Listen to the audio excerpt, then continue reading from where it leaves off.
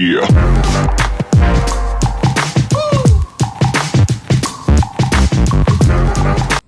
Salve, salve, rapaziada. Marquezine na área. Mais uma derrota do nosso Vasco. 1-0 Lanús. Deixei para falar aqui sobre o jogo hoje, para poder falar de uma forma um pouco mais racional, um pouco mais ponderada. O Vasco foi um time de dois tempos. Acho que a gente viu um Vasco... Acho que a gente viu dois Vascos ontem. Um Vasco do primeiro tempo envolvente, já um pouco com a cara do Diniz, rodando a bola, saindo jogando, seguro e confiante nos toques de bola, na transição da defesa para o ataque. O João Vitor, sempre que o Léo Jardim pegava a bola com o pé, o João Vitor espetava na lateral direita para receber, e o Piton lá na esquerda, e aí os laterais se posicionando à frente dos zagueiros, e o Hugo Moura flutuando ali naquele meio ali, rodando, ajudando a rodar a bola. Acho que a gente, para um time que treinou meio período só na segunda-feira, acho que é um time que conseguiu aplicar bem, dentro do possível, esse estilo de jogo do Diniz. Acho que o Diniz já conseguiu colocar um pouquinho do dedo dele ali na forma do Vasco jogar no primeiro tempo, tá? Tô falando sempre do primeiro tempo. Então, eu acho que é a referência que o Vasco tem que pegar para continuar treinando ao longo da semana e a gente ir aperfeiçoando todos esses pontos positivos que a gente viu no primeiro tempo. Dito isso, quando a gente vai para o segundo tempo, a gente reencontra o velho Vasco, errando individualmente, coletivamente, sem confiança, mentalmente destruído, preparo físico na lona. Então acho que o preparo físico... Acho que estão duas coisas que o Diniz tem que estar muito atento. Ao preparo físico do Vasco e essa questão do departamento médico, que quando a gente olha de novo, foi muito claro, jogadores como Adson, Paulinho, jogadores que realmente não recuperaram ainda a confiança no retorno, jogadores que têm problemas, inclusive, para andar. Eles parece que entram em campo já mancando, não dão sequência às jogadas, não correm, parece que falta ali alguma coisa de... não só de preparo físico, mas da parte realmente de desenvolvimento mesmo na hora de correr, do joelho, não sei como é que estão o joelho dos dois. Então acho que é um ponto importantíssimo para o Diniz estar tratando, mas voltando ao ponto do segundo tempo, então acho que aflorou todo o velho Vasco, todo o Vasco horroroso dos últimos jogos.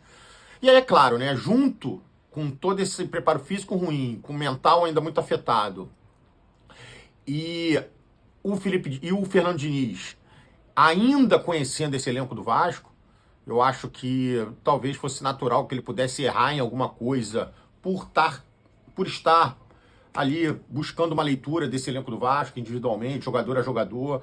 E o Diniz, é bem o estilo do Diniz, ele não afastar o jogador antes de tentar dar uma oportunidade para ele. Então acho que ontem foi um pouco disso.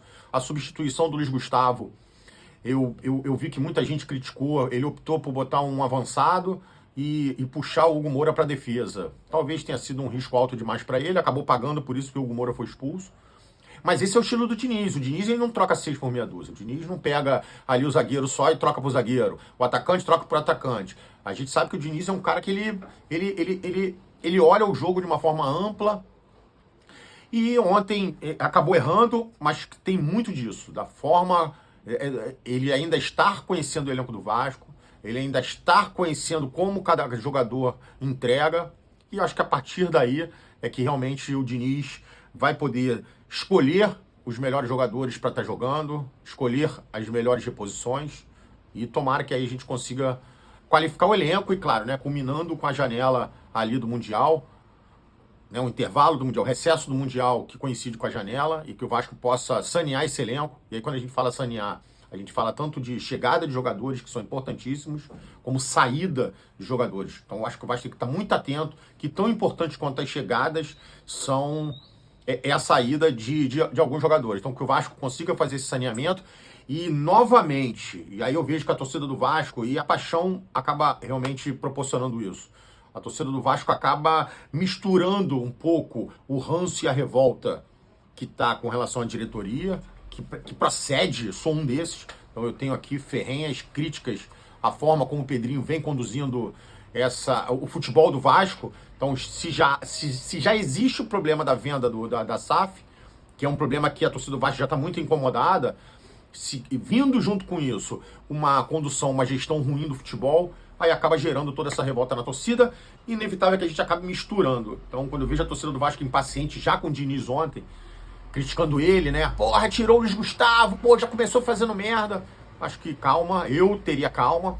Acho que esses dias agora de hoje, né, dentre chegada e já fazer um treino leve, treino amanhã e treino sexta-feira, eu acho que a gente já vai ver sábado um Vasco com mais a cara do Diniz ainda, com ele usando os jogadores de forma ainda mais criteriosa, para que realmente a gente veja evolução no time do Vasco no sábado. Leia-se, fazer nos 2 tempos sábado o que a gente fez ontem no primeiro tempo.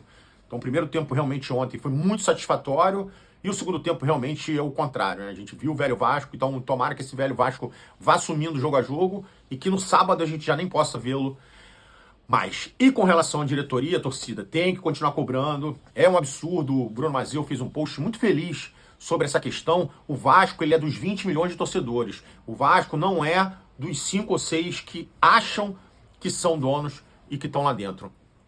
Então que a gente possa ver o Pedrinho mostrar para a torcida que por ele vende sim, que ele está imbuído em vender e que os problemas são as pessoas em volta. Pedrinho, lembra do que o Rica falou? Que chegou a hora de você chutar um pouquinho o balde e pensar e colocar o Vasco de instituição e a torcida como soberanos? Então talvez tenha chegado a hora disso. Beleza, rapaziada? Então, que no futebol a gente continue evoluindo, que a gente consiga sábado ter um caldeirão lotado. Então, tomara que a torcida não tenha se contaminado com o resultado de ontem, tenha entendido que o meio copo cheio foi o nosso primeiro tempo. Então tomara que a gente consiga evoluir ainda mais pro jogo de sábado. Faça bons treinamentos e não tenho a menor dúvida que a gente vai apoiar e quebraremos esse tabu incômodo, desconfortável de 9 jogos sem vencer, construindo um bom resultado, uma boa vitória no jogo de sábado contra o Fortaleza às 6h30 da noite. Lembrando que os ingressos estão sendo vendidos. Então, rapaziada, não desanimem, não deixem de comprar. Todos juntos, sol. Então, o Rio de Janeiro já abriu o sol hoje, vai ser direto agora, final de semana dentro. Então, torcida, vou estar lá junto com o chopp bombando no pré-jogo. Espero todos vocês, mas essa semana eu ainda volto aqui para contar muita história. Beleza, rapaziada? Um beijo no coração, agradecer mais uma vez pela live de ontem, por ter me dado a oportunidade de entrar na casa de vocês. Então, tenho certeza que eu sempre que puder farei isso da melhor forma, da forma mais leve, beleza? Porque, ó, aqui é sempre Vasco. Porra!